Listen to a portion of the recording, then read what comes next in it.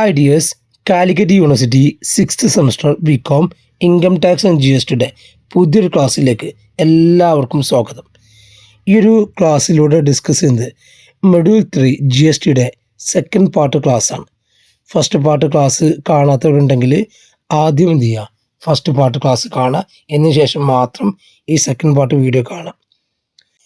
Various taxes under G S T, goods and service ടാക്സിൽ വരുന്ന വ്യത്യസ്തമായിട്ടുള്ള ടാക്സുകൾ ഏതൊക്കെയാണ്? അപ്പം 4 ടാക്സുകളാണ് എന്തിൽ വരുന്നത്, ജി എസ് ടി വരുന്നത്. Under G S T system India taxes are classified on the nature of supply. ഇതെന്തിൻ്റെ ബേസിലാണ് നമ്മൾ ക്ലാസിഫൈ ചെയ്യുന്നത്? സപ്ലൈയുടെ സ്വഭാവത്തിനനുസരിച്ച് 2 രീതിയിലായിരിക്കും സപ്ലൈയുടെ സ്വഭാവം. ഒന്നാണ് ഇൻട്രാ സ്റ്റേറ്റും മറ്റൊന്ന് ഇൻറ്റർ സ്റ്റേറ്റും. അപ്പോൾ ഈ ഒരു ഭാഗം നിങ്ങൾ കൃത്യമായിട്ട് പഠിച്ചു കഴിഞ്ഞാൽ ഈ ഒരു പേപ്പർ ഇനി വരുന്ന എല്ലാ ടോപ്പിക്കും നിങ്ങൾക്ക് പഠിക്കാൻ വളരെ എളുപ്പമായിരിക്കും.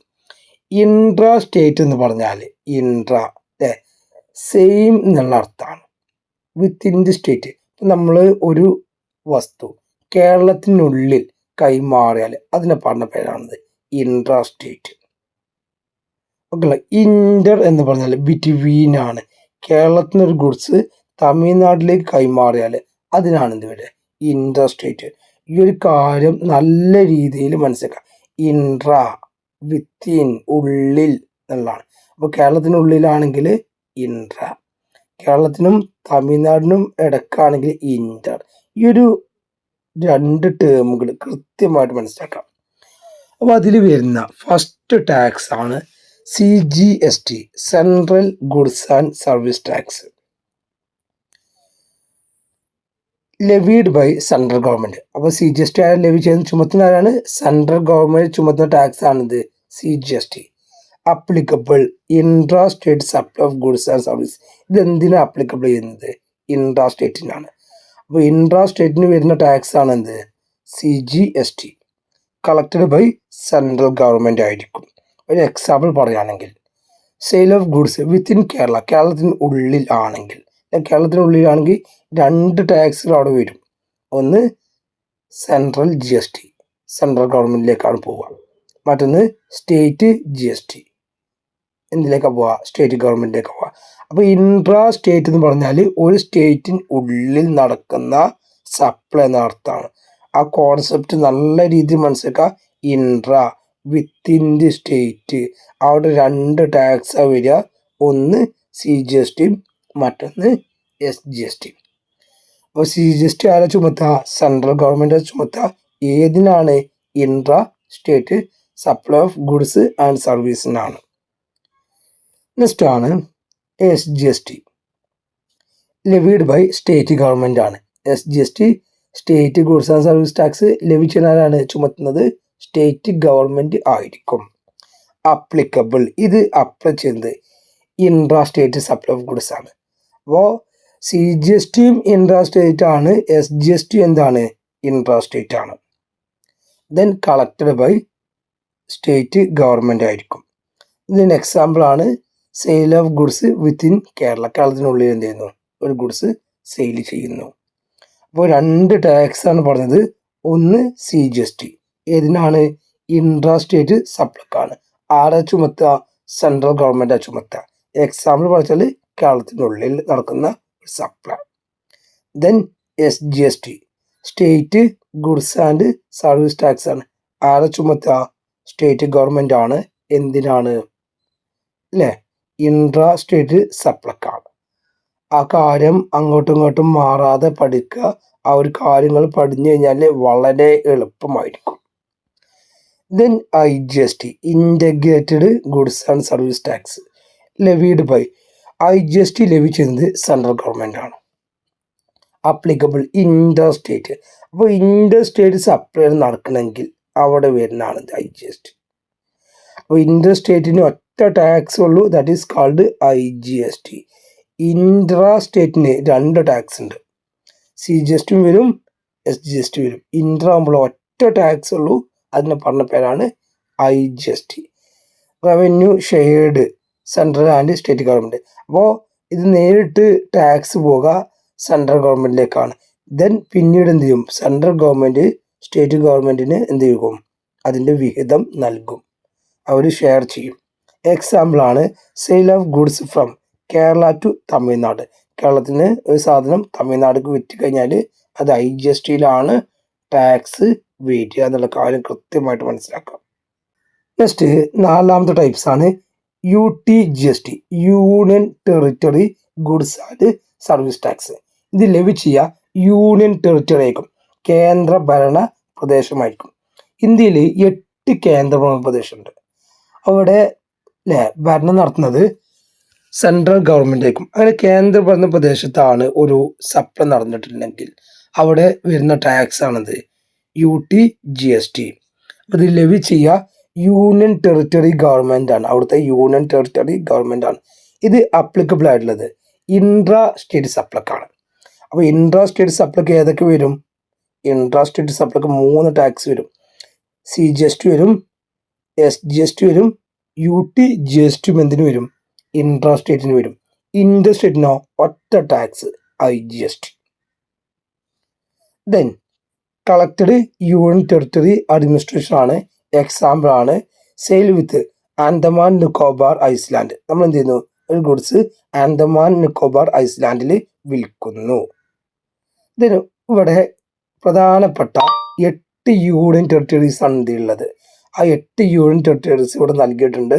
അപ്പോൾ ഈ പേരുകളൊക്കെ കൃത്യമായിട്ട് വായിക്കാം. നെക്സ്റ്റ് വരുന്ന ടോപ്പിക്കാണ് levy and collection of tax and GST. ഇന്ത്യയിൽ GST ലെവി ചെയ്യാനും കളക്ട് ചെയ്യാനും ആർക്കാണ് അധികാരം? ലെവി എന്ന് പറഞ്ഞാൽ ചുമത്തുക.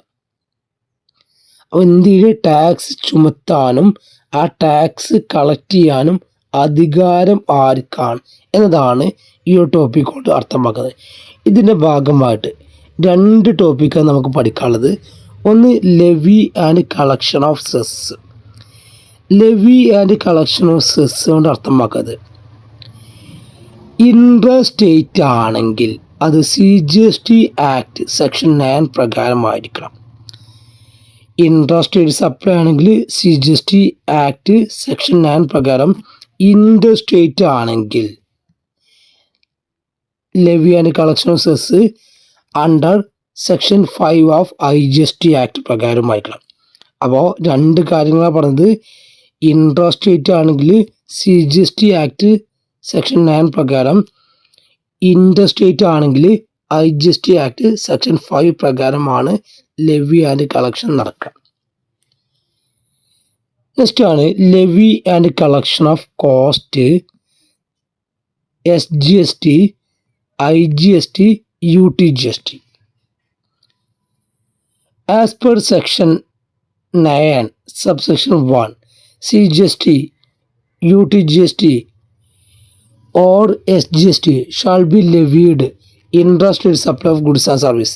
അപ്പോൾ ഇൻട്രാ-സ്റ്റേറ്റ് ആണെങ്കിൽ സെൻട്രൽ ഗവൺമെൻറ്റിനും സ്റ്റേറ്റ് ഗവൺമെൻറ് ഇപ്പോൾ 8% GST വരുന്നെങ്കിൽ 4% സെൻട്രൽ ഗവൺമെൻറ്റിനും 4% സ്റ്റേറ്റ് ഗവൺമെൻറ്റിനുമായിരിക്കും. ഓക്കെ ആണല്ലോ, അതാണ് ലെവി ആൻഡ് കളക്ഷൻ. ദെൻ ഇനി യൂണിയൻ ടെറിട്ടറി ആണെങ്കിൽ, ഒരു യൂണിയൻ ടെറിട്ടറിയിലാണെങ്കിൽ എന്നാ ഇപ്പോൾ 8% ടാക്സിൽ 4% UTക്കും 4% CGSTക്കുമാണ് ഇത് പോവുക, ടാക്സ് പോവുക. നെക്സ്റ്റ് വരുന്ന ടോപ്പിക്കാണ് റിവേഴ്സ് ചാർജ് ടാക്സ്. നമ്മൾ മുമ്പ് പറഞ്ഞതാണ്, റെസിപ്പിയൻ്റ് ആണ് ടാക്സ് കൊടുക്കുന്നെങ്കിൽ അതിനെ പറഞ്ഞ പേരാണെന്ത്, റിവേഴ്സ് ചാർജ് മെക്കാനിസം. നോർമലി നമ്മളൊരു ഗുഡ്സ് സപ്ലൈ ചെയ്യുക, സപ്ലൈ റെസിപ്പിയൻറ്റിന് ഗുഡ്സ് സപ്ലൈ ചെയ്യുന്നത് ഇല്ല, ഈ സപ്ലയറാണ് എന്ത് കൊടുക്കുന്നത്, ടാക്സ് കൊടുക്കുന്നത്. സപ്ലയറാണ് ടാക്സ് കൊടുക്കുന്നത്, ഇതാണ് നോർമൽ ടാക്സ്. ഈ സപ്ലയർ കൊടുക്കുന്നത് പകരം റെസിപ്പിയൻ്റ് ടാക്സ്. അപ്പം ഞാനൊരു ഗുഡ്സ് വാങ്ങുകയാണ്, ഞാൻ ആ ഗുഡ്സ് വാങ്ങുമ്പോൾ ഞാനാണ് ടാക്സ് കൊടുക്കാൻ ബാധ്യസ്ഥനെങ്കിൽ അതിന് നമ്മൾ വന്ന് റിവേഴ്സ് ചാർജ് മെക്കാനിസം. ആരാണ് റെസിപ്പിയൻ്റ് എന്ത് ചെയ്യുന്നു, ടാക്സ് കൊടുക്കാൻ ബാധ്യസ്ഥനാവുന്ന കേസിനെ പറഞ്ഞ പേരാണിത് reverse charge mechanism. Reverse charge tax means under GST where liability to pay tax is shifted from supplier to recipient. liability എന്ത് ചെയ്തു ആരിലേക്ക് മാറി? സപ്ലയറിൽ നിന്ന് റെസിപ്പിയൻറ്റിലേക്ക് മാറി. അപ്പോൾ ഒരു ഗുഡ്സിൻ്റെ ടാക്സ് കൊടുക്കാനുള്ള ബാധ്യത സപ്ലയർക്കാണ് യഥാർത്ഥത്തിലുള്ളത്. അത് റെസിപ്പിയൻറ്റിലേക്ക് മാറിക്കഴിഞ്ഞാൽ അതിനെ പറയുന്ന പേരാണ് reverse charge tax. Under this mechanism, the receiver of goods or service pay tax. ആരാ കൊടുക്കുന്നത്? ആരാണോ ഗുഡ്സ് റിസീവ് ചെയ്തത് അവരാണ് ഈ ഒരു കേസിൽ ടാക്സ് കൊടുക്കുന്നത്.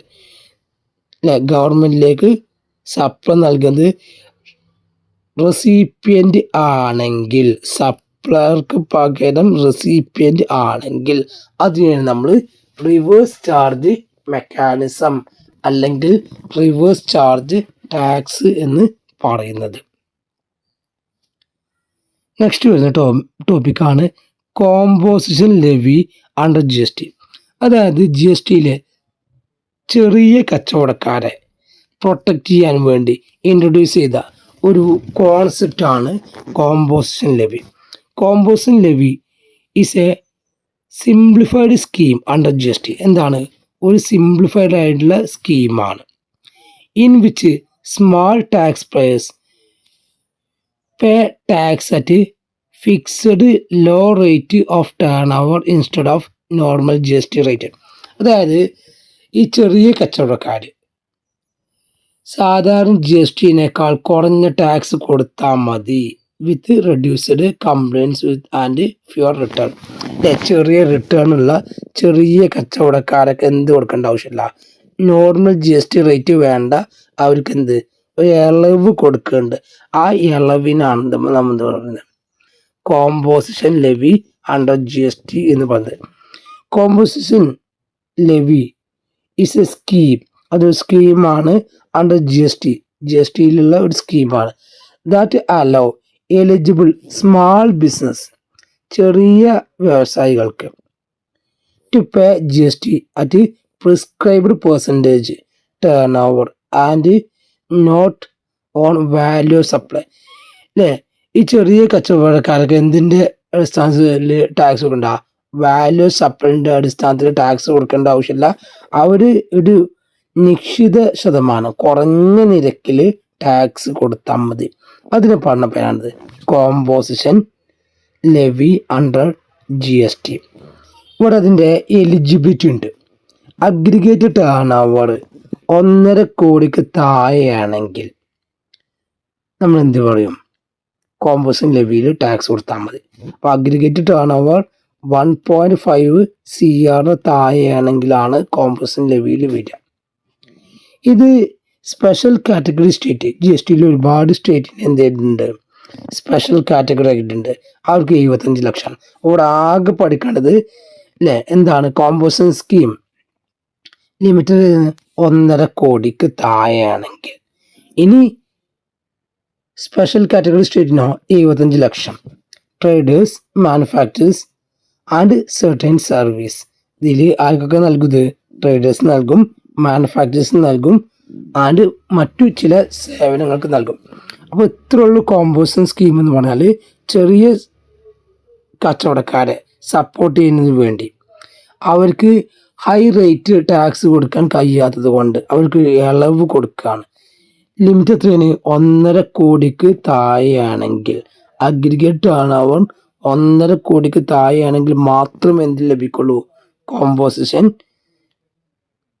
ലെവി ലഭിക്കുകയുള്ളൂ എന്നുള്ള കാര്യം കൃത്യമായിട്ട് മനസ്സിലാക്കാം. അത് സ്പെഷ്യൽ കാറ്റഗറി സ്റ്റേറ്റ് ആണെങ്കിൽ 75 ലക്ഷമായിരിക്കും. നെക്സ്റ്റ് വരുന്ന ടോപ്പിക്കാണ് features of composition levy under GST. പ്രധാനപ്പെട്ട ഫീച്ചേഴ്സ് ഒന്ന് നോക്കാം. അപ്ലിക്കബിൾ സ്മാൾ ടാക്സ് പ്രൈസ് ആർക്കാണ്? ചെറിയ ടാക്സ് പ്രൈസിനാണ്. Low over and fixed rate of tax. അല്ല, ഇതിൻ്റെ ടാക്സ് എന്തായിരിക്കും? കുറവായിരിക്കും. അതുപോലെ ഫിക്സ്ഡ് റേറ്റ് ആയിരിക്കും. Tax paid on total turnover. Tax കൊടുക്കേണ്ടത് എന്തിനാണ്? ടോട്ടൽ ടേൺ ഓവറാണ്. No ITC allowed. ഇവിടെ ഇൻപുട്ട് ടാക്സ് ക്രെഡിറ്റ് അലൗ ചെയ്യൂല. Cannot collect GST from customers. കസ്റ്റമേഴ്സിൻ്റെ കയ്യിൽ നിന്ന് നേരിട്ട് GST കളക്ട് ചെയ്യാൻ ആർക്ക് കഴിയില്ല? ഈ കോമ്പോസിഷൻ സ്കീമിൽ വരുന്നവർക്ക് കഴിയില്ല. Limited compliance and fewer return. കുറഞ്ഞ കംപ്ലയിൻസും ചെറിയ റിട്ടേണുമാണ് ഇവർക്ക് ലഭിക്കുക. Not allowed for inter state supply. ഇത് എന്തിനു പറ്റില്ല? ഇൻ്റർ സ്റ്റേറ്റ് സപ്ലൈക്ക് പറ്റില്ല. എന്തിനു മാത്രമേ പറ്റുള്ളൂ? ഇൻട്രാ സ്റ്റേറ്റ് സപ്ലൈക്ക് മാത്രമേ ഏത് പറ്റുള്ളൂ? കോമ്പോസിഷൻ ലെവി പറ്റുള്ളൂ. എന്തിനു പറ്റൂല? കൃത്യമായിട്ട് മനസ്സിലാക്കുക. ഇൻ്റർ സ്റ്റേറ്റ്, കേരളത്തിൽ നിന്ന് തമിഴ്നാടിക്ക് അല്ലേ നമ്മൾ ഒരു ഗുഡ്സ് സപ്ലൈ ചെയ്യാച്ചാൽ അതിലെന്ത് പറ്റില്ല? കോമ്പോസിഷൻ സ്കീം പറ്റില്ല. നെക്സ്റ്റ് വരുന്നതാണ് rates under composition levy. Composition ലെവിയിൽ വരുന്ന ടാക്സിൻ്റെ റേറ്റ് ആണ്. മാനുഫാക്ചേഴ്സ് ആൻഡ് ട്രേഡേഴ്സിന് 1%. മാനുഫാക്ചേഴ്സിനും ട്രേഡേഴ്സിനും 1%. Restaurant not serving alcohol. Alcohol serve ചെയ്യാത്ത റെസ്റ്റോറൻറ്റിന് 5%. സർവീസ് പ്രൊവൈഡേഴ്സ്, സ്പെഷ്യൽ സ്കീമൊക്കെ പ്രൊവൈഡ് ചെയ്യുന്ന സർവീസ് പ്രൊവൈഡേഴ്സിന് 6%. അപ്പോൾ കോമ്പോസിഷൻ ലെവി വരുന്നത് മാനുഫാക്ചേഴ്സിനും ട്രേഡേഴ്സിനും 1%, റെസ്റ്റോറൻറ്റിന് 5%, ദെൻ സർവീസ് പ്രൊവൈഡേഴ്സിന് 6%. നെക്സ്റ്റ് വരുന്ന വളരെ പ്രധാനപ്പെട്ട ടോപ്പിക്കാണ് GST ടാക്സ് റേറ്റ്. അപ്പോൾ GST ടാക്സ് റേറ്റിൽ ഒരു മാറ്റം വന്നിട്ടുണ്ട്. അതിൻ്റെ ബേസിലാണ് മുകളിൽ നൽകിയിട്ടുള്ളത്. അപ്പോൾ 2025 സെപ്റ്റംബർ 22 GST ടാക്സിൽ മാറ്റം വന്നത്. അതുകൊണ്ട് തന്നെ നമ്മൾ ഇവിടെ ഓൾഡ് റേറ്റും ന്യൂ റേറ്റും കൃത്യമായിട്ട് മനസ്സിലാക്കണം. ഇപ്പോഴും പല കമ്പനികളും ചില എന്ത് തന്നെയാണ് ഓൾഡ് റേറ്റ് തന്നെയാണ് ഫോളോ ചെയ്യുന്നത്. അപ്പോൾ 2 റേറ്റും കൃത്യമായിട്ട് മനസ്സിലാക്കുക. 2 റേറ്റും കൃത്യമായിട്ട് നൽകിയിട്ടുണ്ട്.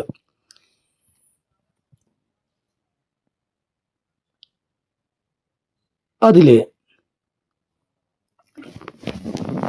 അല്ലേ 0 GSTയിൽ വരുന്നത് ഒരുപാട് സീറോയിലേക്ക് മാറ്റിയിട്ടുണ്ട്.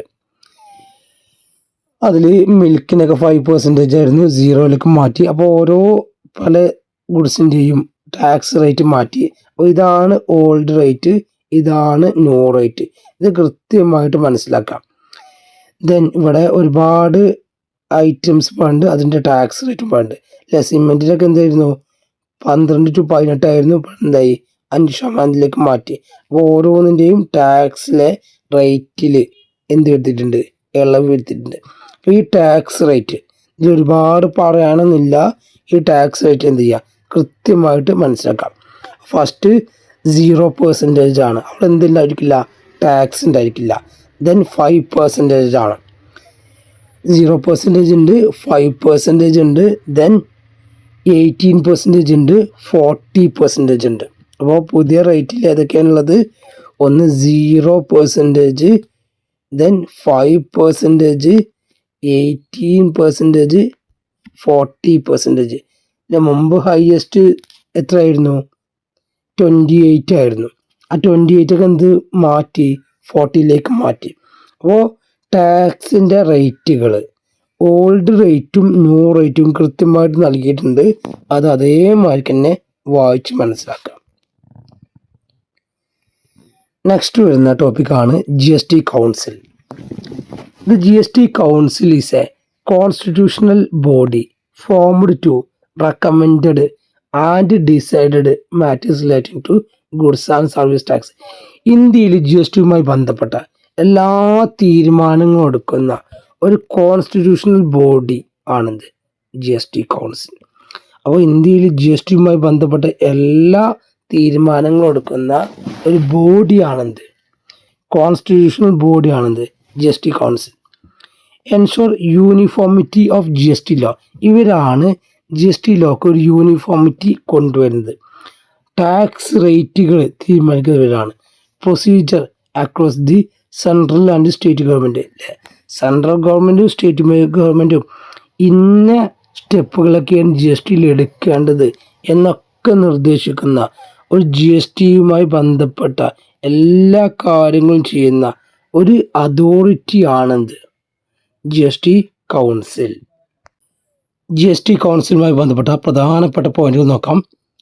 Constitutional body under article 279A, article 279A പ്രകാരം ജി എസ് ടി കൗൺസിൽ ഒരു കോൺസ്റ്റിറ്റ്യൂഷണൽ ബോഡിയാണ്. ഇത് നിലവിൽ വന്നത് constituted 2016 G S T council വരുന്നത്. ഇതിൻ്റെ ചെയർപേഴ്സൺ ആരായിരിക്കും?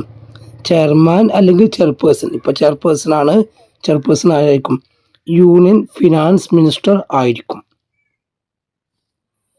ഇനി ജി എസ് ടി കൗൺസിലിലെ മെമ്പേഴ്സ് ആരൊക്കെ നോക്കാം. യൂണിയൻ മിനിസ്റ്റർ ഓഫ് സ്റ്റേറ്റിൻ്റെ യൂണിയൻ മിനിസ്റ്റർ ഉണ്ടായിരിക്കും.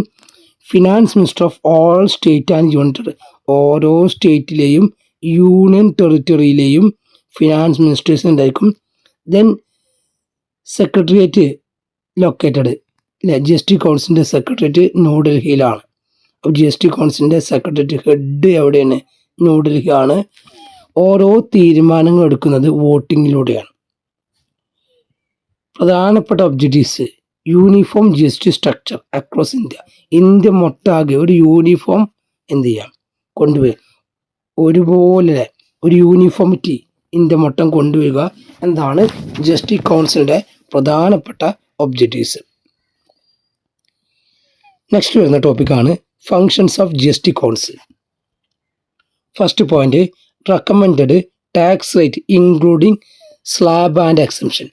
അല്ലേ, ജി എസ് ടിയുമായി ബന്ധപ്പെട്ട സ്ലാബ് റേറ്റും എക്സംഷൻസ് ഒക്കെ തീരുമാനിക്കുന്നത് ജി എസ് ടി കൗൺസിലാണ്. Decide goods and services to be included or excluded G S T. അല്ലേ, ചില ഗുഡ്സുകൾ എന്തുണ്ട് ജി എസ് ടിയിൽ ഇൻക്ലൂഡഡ് ഉണ്ട്, എക്സ്ക്ലൂഡഡ്, ഇതൊക്കെ തീരുമാനിക്കുന്ന ആരാണ്? ജി എസ് ടി കൗൺസിലാണ്. Recommended threshold limit for G S T രജിസ്ട്രേഷൻ്റെ ത്രഷ് ലിമിറ്റ് തീരുമാനിക്കുന്നതും ജി എസ് ടി കൗൺസിലാണ്. Frame rules for input tax cut, I T സിക്ക് റൂൾ ഫ്രെയിം ചെയ്യുന്നത് ജി എസ് ടി കൗൺസിലാണ്. Recommended special provisions for special category state, ഇതിൽ special category സ്റ്റേറ്റിന് എന്തുണ്ട്? Special ആയിട്ടുള്ള പ്രൊവിഷൻസ് ഉണ്ട്. Decide date and matters of G S T implementation, ഡേറ്റും അതുമായി ബന്ധപ്പെട്ട കാര്യങ്ങൾക്ക് എന്തുണ്ട് ഇതിൽ മെൻഷൻ ചെയ്തിട്ടുണ്ടായിരിക്കും. Resolve dispute arising between central and state, central ഗവൺമെൻറ്റും സ്റ്റേറ്റ് ഗവൺമെൻറ്റും എന്തെങ്കിലും ഡിസ്പ്യൂട്ടൊക്കെ ഉണ്ടെങ്കിൽ, സെൻട്രലും സ്റ്റേറ്റും എന്തെങ്കിലും ഡിസ്പ്യൂട്ടൊക്കെ ഉണ്ടെങ്കിൽ അതൊക്കെ പരിഗണിക്കുന്നത് ആരാണ്? G S T council. അപ്പോൾ ജി എസ് ടിയുമായി ബന്ധപ്പെട്ട നിയമങ്ങളൊക്കെ ഫ്രെയിം ചെയ്യുന്നതും നടപ്പാക്കുന്നതും ഒക്കെ ആരാണ്? ജി എസ് ടി കൗൺസിലാണ്. നെക്സ്റ്റ് വരുന്ന ഒരു ടോപ്പിക്കാണ് H S N code. H S എൻ്റെ full form harmonised system of ന്യൂമൻ ക്ലാച്ചറാണ്. കൃത്യമായിട്ട് മനസ്സിലാക്കുക. എച്ച് എസ് എന്നൊക്കെ പലപ്പോഴും യൂണിവേഴ്സിറ്റി എക്സാമിൽ ചോദിക്കാറുണ്ട്. എച്ച് എസ് എൻ്റെ ഫുൾ ഫോം എന്താണ്? Harmonised system of nomenclature. Code is an international standardised system used to classify goods for ടാക്സാക്ഷൻ ആൻഡ് ട്രേഡ് പർപ്പസ്. ഒരു ഗുഡ്സ് ഐഡൻറ്റിഫൈ ചെയ്യാനും ഒരു ഗുഡ്സ് ട്രാൻസ്ഫർ ചെയ്യുമ്പോൾ അത് ഏത് ഗുഡ്സ് ആണെന്ന് ഐഡൻറ്റിഫൈ ചെയ്യാൻ വേണ്ടി കൊണ്ടുവന്ന കോഡാണത് എച്ച് എസ് എൻ കോഡ്. അപ്പോൾ ഒരു ഗുഡ്സ് ഇന്ന ഗുഡ്സ് ആണെന്ന് ഐഡൻറ്റിഫൈ ചെയ്യാൻ വേണ്ടി ഉപയോഗിക്കുന്ന കോഡാണ് H S N, harmonised system of nomenclature. Then turnover less than 1.5 CR ആണെങ്കിൽ എച്ച് എസ് എൻ കോഡ് ഉപയോഗിക്കേണ്ട ആവശ്യമില്ല. അപ്പോൾ ടേൺ ഓവർ 1.5 കോടിക്ക് താഴെയാണെങ്കിൽ, ഒരു കമ്പനിയുടെ ടേൺ ഓവർ 1.5 CR താഴെയാണെങ്കിൽ എന്തിൻ്റെ ആവശ്യമില്ല? എച്ച് എസ് എൻ കോഡ് ആവശ്യമില്ല. Then turnover 1.5 കോടിക്കും 5 കോടിക്കും ഇടയിലാണെങ്കിൽ 4 digit H S N code ഉപയോഗിക്കണം. അതുപോലെ തന്നെ ടേൺ ഓവർ 5 കോടിക്ക് മുകളിൽ ആണെങ്കിൽ 6 digit H S N code ഉപയോഗിക്കണം. അപ്പോൾ ഗുഡ്സിനെ ഐഡൻറ്റിഫൈ ചെയ്യാൻ വേണ്ടി ഉപയോഗിക്കുന്ന കോഡാണെന്ത്? ഇന്ന ഗുഡ്സാണ് നമ്മൾ സപ്ലൈ ചെയ്തിട്ടുള്ളത് എന്ന് അറിയാൻ വേണ്ടി ഉപയോഗിക്കുന്ന കോഡാണ് HSN. അതൊരു 6 ഡിജിറ്റോ അല്ലെങ്കിൽ 4 ഡിജിറ്റോ നമ്പർ ആയിരിക്കും. പിന്നെ 1.5 കോടിക്ക് താഴെ എന്തിൻ്റെ ആവശ്യമില്ല? HSN കോഡിൻ്റെ ആവശ്യം ഇല്ല. 1.5 to 5 വരെ 4 ഡിജിറ്റും 5ൻ്റെ മുകളിലേക്ക് 6 ഡിജിറ്റുമാണ് HSN കോഡ് ഉപയോഗിക്കാറ്. ദെൻ നെക്സ്റ്റ് ആണ് സർവീസ് അക്കൗണ്ടിങ് കോഡ്.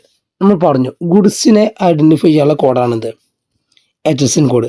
അതുപോലെ സർവീസ് ഇന്ന സർവീസാണ്, ചിലപ്പോൾ ബാങ്കിങ് അല്ലെങ്കിൽ ഇൻഷുറൻസ് അല്ലെങ്കിൽ ട്രാൻസ്പോർട്ടേഷൻ ഇന്ന സർവീസ് ആണെന്ന് ഐഡൻറ്റിഫൈ ചെയ്യാൻ വേണ്ടി ഉപയോഗിക്കുന്ന കോഡാണിത്, SAC code. SAC code service accounting code is used to identify service under GST. GSTയിൽ വരുന്ന ഏത് സർവീസ് ആണെന്ന് ഐഡൻറ്റിഫൈ ചെയ്യാൻ വേണ്ടി ഉപയോഗിക്കുന്ന കോഡാണിത്, സർവീസ് അക്കൗണ്ടിങ് കോഡ്. ഇതൊരു 6 ഡിജിറ്റ് നമ്പർ ആയിരിക്കും. Helps in identifying applicable GST rate on service. ഏത് ഗുഡ്സ് ആണെന്നും എത്ര റേറ്റ് ആണെന്നൊക്കെ തീരുമാനിക്കാൻ ഈ SAC കോഡ് ഉപയോഗിക്കാം. Mandatory four GST registration and return filing up. അതായത് ഈ SAC കോഡ് നമുക്ക് വേണമെങ്കിൽ നമ്മൾ എന്താണ് നിർബന്ധമായിട്ടും റിട്ടേൺ ഫയൽ ചെയ്യണം. ഇവിടെ 2 കോഡുകളാണ് പറഞ്ഞത്. ഒന്ന് HSN ഗുഡ്സ് ഐഡൻറ്റിഫൈ ചെയ്യാനാണ് HSN ഉപയോഗിക്കുന്നത്. 2 സർവീസ് അക്കൗണ്ടിങ് കോഡ്, GST വരുന്ന സർവീസ് ഏതാണെന്ന് ഐഡൻറ്റിഫൈ ചെയ്യാനാണ് സർവീസ് അക്കൗണ്ടിങ് കോഡ് ഉപയോഗിക്കുന്നത്. നെക്സ്റ്റ് വരുന്ന വളരെ പ്രധാനപ്പെട്ട ടോപ്പിക്കാണ് സപ്ലൈ ഇൻ GST. GSTയിൽ സപ്ലൈ കൊണ്ട് എന്താണ് അർത്ഥമാക്കുന്നത്?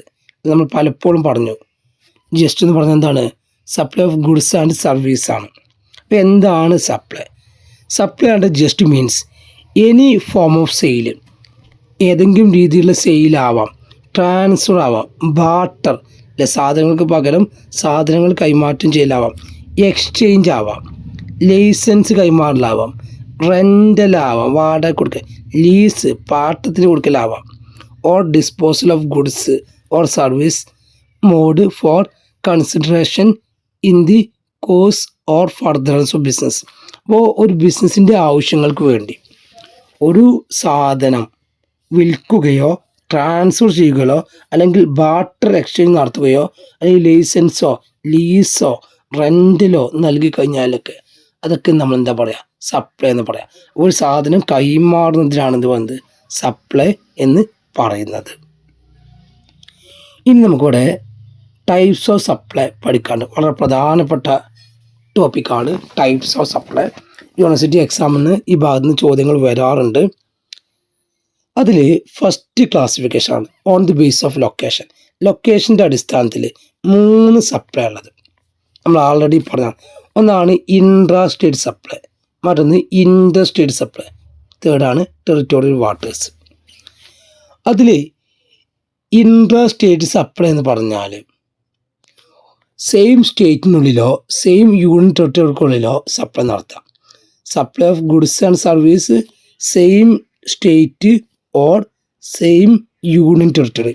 അല്ല, ഇപ്പോൾ കേരളത്തിനുള്ളിൽ മാത്രം സപ്ലൈ നടക്കുകയാണെങ്കിൽ അതിനെ നമ്മൾ എന്ത് പറയുന്നത്? Intra state supply within the state. ഈ ഒരു ടേം ഞാൻ പലപ്പോഴും പറഞ്ഞു, കൃത്യമായിട്ട് അറിഞ്ഞിരിക്കണം. പല ഭാഗത്തും ഈ ഒരു ടേം അറിഞ്ഞു കഴിഞ്ഞാൽ മാർക്ക് സ്കോർ ചെയ്യാൻ വളരെ എളുപ്പമാണ്.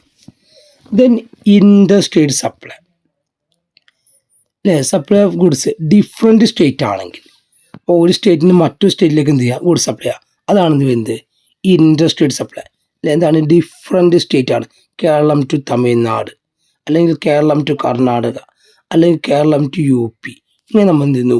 ഒരു സ്റ്റേറ്റിൽ നിന്ന് മറ്റൊരു സ്റ്റേറ്റിലേക്ക് ഗുഡ്സ് സപ്ലൈ ചെയ്യുക. അതാണെന്ന് പറയുന്നത് ഇൻ്റർ state supply. Then territorial waters. Supply of goods or service within territorial waters in India is treated as supply of coastal state or union territory. ഒരു ടെറിട്ടറിക്കുള്ളിൽ, അതായത് ഒരു കേന്ദ്രഭരണ പ്രദേശത്തിനുള്ളിലാണ് സപ്ലൈ നടത്തുന്നുണ്ടെങ്കിൽ അതിനാണ് ടെറിട്ടോറിയൽ വാട്ടേഴ്സ് എന്ന് പറയുന്നത്. അപ്പോൾ 3 പറഞ്ഞത്, ഒന്ന് ലൊക്കേഷൻ്റെ ബേസിൽ ഇൻട്രാ സ്റ്റേറ്റ്, ഒരു സ്റ്റേറ്റിന് ഉള്ളിൽ നടത്തപ്പെടുന്നതാണത് ഇൻട്രാ സ്റ്റേറ്റ്. 2 സ്റ്റേറ്റുകൾക്കിടയിൽ different state, Keralam to Tamil Nadu. Territorial waters, നമ്മൾ ഏതെങ്കിലും യൂണിയൻ ടെറിട്ടറിയിൽ അല്ലേ, ഇപ്പോൾ ലക്ഷദ്വീപിലൊക്കെ നമ്മൾ എന്ത് ചെയ്യുന്നു, സാധനങ്ങൾ സപ്ലൈ ചെയ്യുക, അതാണെന്ന് പറയുന്നത് ടെറിട്ടോറിയൽ വാട്ടേഴ്സ് കൊണ്ട് അർത്ഥമാക്കുന്നത്. ദെൻ സെക്കൻഡ് ടൈപ്സ് ആണ്, ഫസ്റ്റ് നമ്മൾ പറഞ്ഞു ലൊക്കേഷൻ പറഞ്ഞു, സെക്കൻഡ് ആണ് കോമ്പിനേഷൻ. കോമ്പിനേഷൻ ബേസിൽ 3 സപ്ലൈ ആണ്, composite supply, mixer supply, continuous supply. അത് എന്താണ് കോമ്പോസിറ്റ് സപ്ലൈ നോക്കാം. Supply consist of 2 or more goods or service naturally bundled. നാച്ചുറലായിട്ട് ബണ്ടിൽ ചെയ്ത 2 അതിൽ കൂടുതലോ ഗുഡ്സിൻ്റെയോ സർവീസിനെ നമ്മൾ എന്ത് പറയുന്നത് കോമ്പോസിറ്റ് സപ്ലൈ എന്ന് പറയുന്നത്. Supply together where 1 is principal supply. അതിൽ ഒന്നെന്തായിരിക്കും, പ്രിൻസിപ്പൽ സപ്ലൈ ആയിരിക്കും. അപ്പോൾ ഒരു മെയിൻ സപ്ലൈയും ഒന്ന് അതിൻ്റെ അഡീഷണൽ ആയിട്ടും നമ്മൾ എന്ത് ചെയ്യുന്നു, ഒരുമിച്ച് സപ്ലൈ ചെയ്യുന്നു, അതിനാണ് കോമ്പോസിറ്റ് സപ്ലൈ എന്ന് പറയുന്നത്. എക്സാമ്പിൾ പറഞ്ഞാൽ sale of mobile phone with charger. Mobile phone എന്ത് ചെയ്യുക, വിൽക്കുമ്പോൾ അതിൻ്റെ ഒപ്പം ചാർജറും കൂടി ഉൾക്കൊള്ളിക്കുക. ഇതെന്താണ്, കോമ്പോസിറ്റ് സപ്ലൈ ആണ്. ഒരു വലിയ സാധനത്തിൻ്റെ ഒപ്പം ചെറിയ സാധനം കൂടി എന്ത് ചെയ്യുക, രണ്ടും എന്താണ്, ഒരു നാച്ചുറലി ബണ്ടിലാണ്. ഒരുപാട് എക്സാമ്പിൾ നമുക്ക് പറയാം. ടിവിൻ്റെ ഒപ്പം റിമോട്ടും കൂടി നൽകാം, അതെന്താണ്, നാച്ചുറലി ബണ്ടിൽഡ് ആണ്. മിക്സിൻ്റെ ഒപ്പം ജാറും കൂടിയും കൊടുക്കുക, അതൊക്കെ എന്താണ്, കോമ്പോസിറ്റ് സപ്ലൈ ആണ്. ഓൺ ദി ബേസ് ഓഫ് കോമ്പിനേഷനിലെ സെക്കൻഡ് ടൈപ്സ് ഓഫ് സപ്ലൈ ആണ് മിക്സഡ് സപ്ലൈ. മിക്സഡ് സപ്ലൈ എന്ന് പറഞ്ഞാൽ supply of 2 or more individual goods or service made together for a single price which are not naturally bundled. നമ്മൾ composite supply പറഞ്ഞപ്പോൾ അവിടെ naturally bundled ആണ്. Mixed supply എന്തല്ല, naturally bundled അല്ല. നമ്മൾ 2 അതിൽ കൂടുതൽ ഗുഡ്സ് എന്ത് ചെയ്യണം, മിക്സ് ചെയ്യാണ്. നമ്മൾ ഒരു ബന്ധമില്ലാത്ത കുറച്ച് ഗുഡ്സ് എന്ത് ചെയ്യാണ്, മിക്സ് ചെയ്തിട്ട് ഒരുമിച്ച് ഒരൊറ്റ വിലക്ക് അതിനെ സപ്ലൈ ചെയ്യുകയാണെങ്കിൽ അതിനെ പറഞ്ഞ പേരാണെന്ത്, മിക്സഡ് സപ്ലൈ. അതിൻ്റെ എക്സാമ്പിളാണ് ഗിഫ്റ്റ് ഹാമ്പർ കണ്ടെയ്നർ. ഒരു ഗിഫ്റ്റ് ബോക്സിൽ ചോക്ലേറ്റ് ഉണ്ട്, ടോയ്സ് ഉണ്ട്, ആൻഡ് പെർഫ്യൂംസ്, ഇതൊക്കെ ഒരുമിച്ച് കൂടിയിട്ട് ഒരൊറ്റ വിലക്ക് എന്ത് ചെയ്യുന്നു, അത് വിൽക്കുന്നു, അതാണ് മിക്സഡ് സപ്ലൈ. അപ്പോൾ ഒരുപാട് ഐറ്റംസ്, നാച്ചുറലായിട്ട് യാതൊരു ബന്ധമില്ലാത്ത ഗുഡ്സുകൾ ഒരുമിച്ച് കൂട്ടിയിട്ട് എന്ത് ചെയ്യുന്നു, നമ്മൾ ഒറ്റ വിലക്ക് അതിനെ വിൽക്കുന്നതിനാണ് നമ്മൾ എന്ത് പറയുന്നത്, മിക്സഡ് സപ്ലൈ എന്ന് പറയുന്നത്. ദെൻ തേർഡ് ആണ് continuous supply. Supply of goods or service provided continuously over A period of time under A contract with periodic payment. അല്ല, ഓരോ പീരിയോഡിക് പേയ്മെൻ്റ് ആയിട്ട് നമ്മൾ ഒരു കോൺട്രാക്ട് ബേസ് ആയിട്ട് ഗുഡ്സ് എന്ത് ചെയ്യുന്നു, കണ്ടിന്യൂസ് ആയിട്ട് സപ്ലൈ ചെയ്യുന്നു. ഇപ്പോൾ നമ്മൾ ഇൻ്റർനെറ്റ് റീചാർജൊക്കെ ഇതാണ്, നമ്മളൊരു കാലാവധി ഇപ്പോൾ 3 മാസത്തിന് അല്ലെങ്കിൽ 1 മാസത്തിന് നമ്മൾ റീചാർജ് ചെയ്യുന്നു. അത് കഴിഞ്ഞ് നമ്മൾ എന്ത് ചെയ്യും, വീണ്ടും റീചാർജ് ചെയ്യും. അപ്പോൾ പ്രധാനപ്പെട്ട എക്സാമ്പിളാണ് ഇലക്ട്രിസിറ്റി, അതുപോലെ തന്നെ ടെലിഫോൺ ഓർ ഇൻ്റർനെറ്റ് സർവീസൊക്കെ കണ്ടിന്യൂസ് ആയിട്ടാണ് നമ്മൾ പീരിയോഡിക്കായിട്ട് ബില്ലിങ്ങനെ കൊടുത്തുകൊണ്ടേയിരിക്കുകയാണ്. അത്തരം സപ്ലൈക്കാണ് എന്നത് കണ്ടിന്യൂസ് സപ്ലൈ എന്നത്. അപ്പോൾ നമ്മൾ കോമ്പിനേഷൻ്റെ ബേസിൽ 3 സപ്ലൈ എന്ന് പറയുന്നത്, ഒന്ന് കോമ്പോസിറ്റ് സപ്ലൈ, അവിടെ നാച്ചുറലി ബണ്ടിൽഡ് ആയിരിക്കും. അതായത് നമ്മൾ മിക്സി സപ്ലൈ ചെയ്യുമ്പോൾ അതിൻ്റെ ഒപ്പം ജാറും കൂടി സപ്ലൈ ചെയ്യാം. ദെൻ മിക്സർ സപ്ലൈ, നമ്മൾ നാച്ചുറലി ബണ്ടിൽഡ് അല്ല, ഓരോ ഗുഡ്സ് എന്ത് ചെയ്യുന്നു, നമ്മൾ മിക്സ് ആക്കിയിട്ട് ഒരൊറ്റ വിലക്ക് കൈമാറുന്നു, അതാണ് mixer supply. Then continuous supply, അല്ലെ, നമ്മൾ പീരിയോഡിക്കലായിട്ട് കണ്ടിന്യൂസ് ആയിട്ട് ഓവർ എ പീരിയഡിൽ എന്ത് ചെയ്യുന്നു, ഗുഡ്സ് സപ്ലൈ ചെയ്യുന്ന രീതിയാണെന്ത്, കണ്ടിന്യൂസ് സപ്ലൈ. തേർഡ് ക്ലാസിഫിക്കേഷൻ ആണ് based on tax treatment. Tax treatment ബേസിൽ 4 സപ്ലൈകളാണുള്ളത്. അതിലൊന്നാണ് എക്സംപ്റ്റഡ് സപ്ലൈ. നമ്മളൊരു ഗുഡ്സ് സർവീസ് സപ്ലൈ ചെയ്യുമ്പോൾ അതിന് നിൽ ടാക്സ് റേറ്റ് ആണെങ്കിൽ, അല്ലെങ്കിൽ ഹോളി എക്സംപ്റ്റഡ് അണ്ടർ GST ആണെങ്കിൽ, GSTയിൽ നിന്ന് കംപ്ലീറ്റ്ലി എക്സംഷൻ ലഭിക്കുന്നതാണെങ്കിൽ അതിന് പറഞ്ഞ പേരാണ്. അപ്പോൾ ഒരു ഗുഡ്സോ സർവീസോ സപ്ലൈ ചെയ്യുമ്പോൾ അതിന് ടാക്സ് റേറ്റ് നിൽ ആവുകയോ അല്ലെങ്കിൽ ടാക്സിൽ നിന്ന് കംപ്ലീറ്റ് ആയിട്ട് എക്സംഷൻ ലഭിക്കുകയോ അത്തരം ഗുഡ്സിൻ്റെയും സർവീസിൻ്റെയും സപ്ലൈക്ക് പറഞ്ഞ പേരാണ് എക്സംപ്റ്റഡ് സപ്ലൈ. സെക്കൻഡ് ആണ് സീറോ റേറ്റഡ് സപ്ലൈ. രണ്ട് കേസിലാണ് സീറോ റേറ്റഡ് സപ്ലൈ വരാറുള്ളത്. Supply of goods or service to SEZ unit, special economic സോണിലേക്ക് നടത്തപ്പെടുന്ന സപ്ലൈ. അതുപോലെ തന്നെ എക്സ്പോർട്ട്. ഈ രണ്ട് കേസിലാണ് സീറോ റേറ്റഡ് സപ്ലൈ വരിക. ഇവിടെ GST എന്തായിരിക്കും? സീറോ ആയിരിക്കും. പക്ഷേ എന്തുണ്ടായിരിക്കും? ITC അലൗഡ് ആണ്. ഇൻപുട്ട് ടാക്സ് ക്രെഡിറ്റ് അലൗഡ് ആയിരിക്കും. തേർഡ് ആണ് നോൺ ടാക്സബിൾ സപ്ലൈ. ഇവിടെ എന്തുണ്ടായിരിക്കില്ല? ടാക്സ് ഉണ്ടായിരിക്കില്ല. Goods or service not levied to GST levy ചെയ്യാത്തതാണെന്ത്? നോട്ട് ലെവീഡ് ടു GST ആണെന്ത്? Non taxable supply. നെക്സ്റ്റ് ആണ് ടാക്സബിൾ സപ്ലൈ. GST ആപ്ലിക്കബിൾ ആയിട്ടുള്ള, GST ചാർജ് ചെയ്യുന്ന ഗുഡ്സും സർവീസും ആണ് എന്ത് വരിക? ടാക്സബിൾ സപ്ലൈയിൽ വരിക. അപ്പോൾ ടാക്സ് ട്രീറ്റ്മെൻറ്റ് 4 പറഞ്ഞു. Exempted supply, zero rated supply, non taxable supply, taxable supply. Next വരുന്ന പ്രധാനപ്പെട്ട ഒരു ടോപ്പിക്കാണ് time, place and value of supply. അപ്പോൾ എന്താണ് ടൈം ഓഫ് സപ്ലൈ, എന്താണ് പ്ലേസ് ഓഫ് സപ്ലൈ, എന്താണ് value of supply? Time of supply കൊണ്ട് അർത്ഥമാക്കുന്നത്, time of supply under GST means date on which the liability to pay GST arise on supply of goods and service. നമ്മൾ ഒരു GSTയിൽ എപ്പോഴാണ്, ഏത് സമയത്താണ് tax നൽകേണ്ടത്, ആ ലാബിലിറ്റിക്ക് പറഞ്ഞ പേരാണെന്ത്? Time of supply. ഇത് determine when GST become payable to government. നമ്മൾ എപ്പോഴാണ് ഗവൺമെൻറ്റിലേക്ക് ടാക്സ് നൽകേണ്ടത്, ആ ടൈമിനെ സൂചിപ്പിക്കുകയാണെന്ത്? Time of supply. അപ്പോൾ ഒരു വ്യക്തി ഏത് സമയത്താണ് GSTയിലെ ടാക്സ് ഗവൺമെൻറ്റിലേക്ക് നൽകേണ്ടത്? Time of supply is the point of time at which supply is deemed to have. എപ്പോഴാണ് നമ്മൾ സപ്ലൈ, ഏത് സമയത്താണ് സപ്ലൈ നൽകേണ്ടത്, സപ്ലൈൻ്റെ ടാക്സ് നൽകേണ്ടത്, അതാണെന്ത്? ടൈം ഓഫ് സപ്ലൈ കൊണ്ട് അർത്ഥമാക്കുന്നത്. ഇനി ഇവിടെ ടൈം ഓഫ് സപ്ലൈ ഓഫ് ഗുഡ്സും ഉണ്ട്, ടൈം ഓഫ് സപ്ലൈ സർവീസും ഉണ്ട്. ഗുഡ്സിൻ്റെ ടൈം ഓഫ് സപ്ലൈ എന്ന് പറഞ്ഞാൽ the time of supply shall be earlier of. താഴെ പറഞ്ഞതിൽ ഏറ്റവും ആദ്യം ഏതാണ് നടക്കുന്നത്, അതാണ് ടൈം ഓഫ് സപ്ലൈ. അതിലൊന്നാണ് date of issue of invoice. നമ്മൾ ഇൻവോയ്സ് ഇഷ്യൂ ചെയ്ത date, last date on which invoice should have been issued. Invoice issue ചെയ്യാൻ പറ്റുന്ന ലാസ്റ്റ് ഡേറ്റ്, അല്ലെങ്കിൽ date of receipt of payment. നമുക്ക് എപ്പോഴാണ് പേയ്മെൻറ്റ് റെസിപ്റ്റ് ലഭിച്ചത്, ഈ 3 കാര്യങ്ങളിൽ ഏതാണോ ആദ്യം നടക്കുന്നത്, അതാണെന്ത്? ടൈം ഓഫ് സപ്ലൈ ഓഫ് ഗുഡ്സിൻ്റെ കേസിൽ. ഇനി ടൈം ഓഫ് സപ്ലൈ സർവീസിൻ്റെ കേസിൽ താഴെ പറഞ്ഞതിൽ ഏതാണോ ആദ്യം? ഒന്ന് date of issue of invoice issue ചെയ്ത date, then date of receipt of payment, then invoice is not issued in time, ടൈമിന് ഇഷ്യൂ ചെയ്തിട്ടില്ലെങ്കിൽ അത്, date of completion of service, date of receipt of payment. ഈ പറഞ്ഞതിൽ ഏറ്റവും ആദ്യം ഏതാണോ നടക്കുന്നത്, അതാണ് time of supply.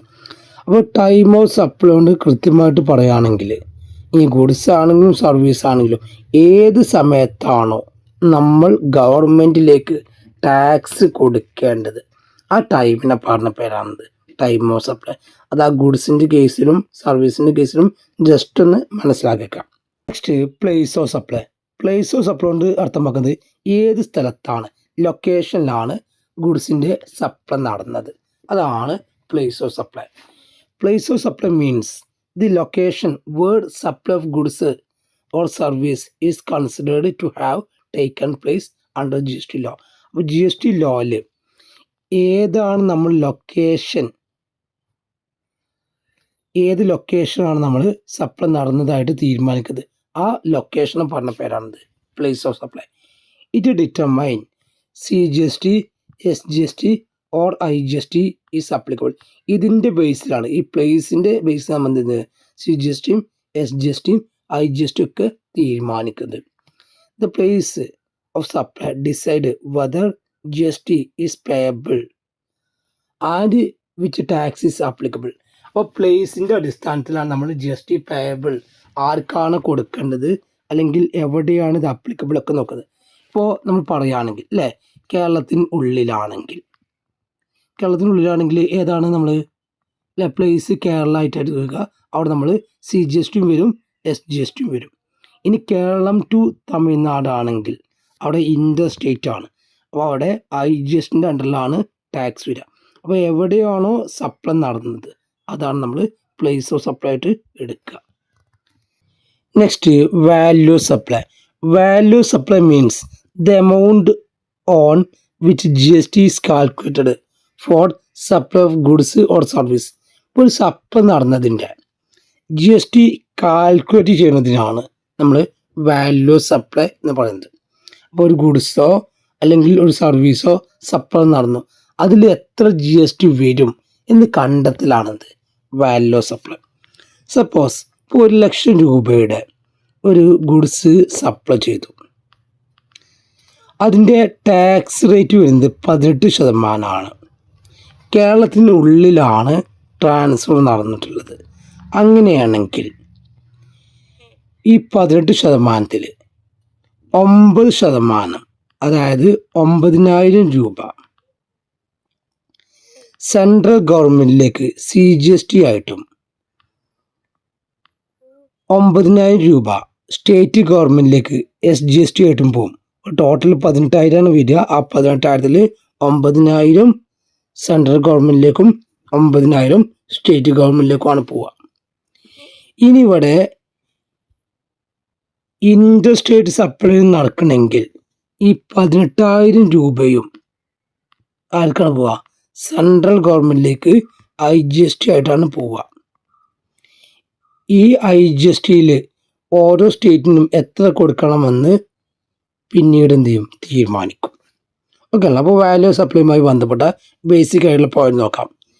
GST is charged on value supply. GST charge ചെയ്യുക വാല്യൂ സപ്ലൈൻ്റെ ബേസിലാണ്. Normally based on transaction value. ഇതെന്താണ്? പ്രധാനമായിട്ടും ട്രാൻസാക്ഷൻ വാല്യൂ ആണ്. It includes price actually paid or payable. ഇതിൽ യഥാർത്ഥത്തിൽ കൊടുത്ത പ്രൈസാണ് കാണിക്കുക. Applicable goods and service. ഇതെന്തിനൊക്കെ അപ്ലിക്കബിൾ ആണ്? ഗുഡ്സിനും സർവീസിനും അപ്ലിക്കബിൾ ആണ്. Exclude GST and compensation cess. ഇതിൽ GST കൊടുത്തിട്ടുണ്ടെങ്കിലും കോമ്പൻസേഷൻ സെസ് കൊടുത്തിട്ടുണ്ടെങ്കിലും അത് ഇതിൽ വരില്ല, വാല്യൂ സപ്ലൈയിൽ വരില്ല എന്നുള്ള കാര്യം കൃത്യമായിട്ട് മനസ്സിലാക്കാം. അപ്പോൾ തേർഡ് മൊഡ്യൂളിൻ്റെ കംപ്ലീറ്റ് ക്ലാസ്സുകളും കൂടെ കഴിയുകയാണ്. തേർഡ് മൊഡ്യൂള് നമ്മൾ 2 പാർട്ടുകളായിട്ടാണ് ക്ലാസ് എടുത്തത്. മുഴുവനുമായിട്ടും ക്ലാസ്സുകൾ വാച്ച് ചെയ്യുക, ചാനൽ മാക്സിമം സപ്പോർട്ട് ചെയ്യുക. Okay, thank you.